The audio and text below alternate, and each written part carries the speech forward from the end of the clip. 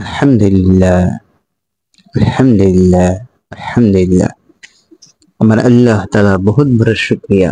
আমি আপনাদের সাথে আছি, হাসান বিন ওসমান। আলেমদের জন্য ব্যবসা করা জরুরি।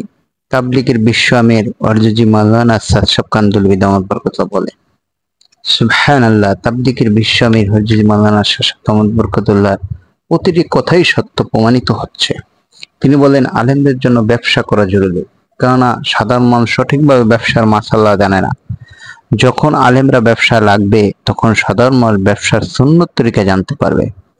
মাদ্রাসায় পড়ানোর পাশাপাশি প্রয়োজন হলে ব্যবসা করুন, কিংবা ভিন্ন কোনো বুদ্ধ উপায়ে উপার্জন করুন।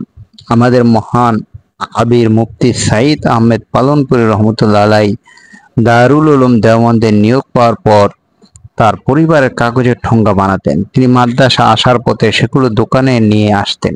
মাদ্রাসা থেকে নেওয়া সমুদ্র বেতন তিনি ফেরত দিয়েছিলেন। অথচ কিছু অসুস্থ চিন্তার লোক একথা বলার কারণে ওনাকে আলেম বিদ্বেষী, মাদ্রাসা বিদ্বেষী, আরো কত কিছু বলে মিথ্যা তহমত দিয়েছিল। আমার আল্লাহ তাআলা বুঝার তৌফিক দান করুক। আলহামদুলিল্লাহি রাব্বিল আলামিন।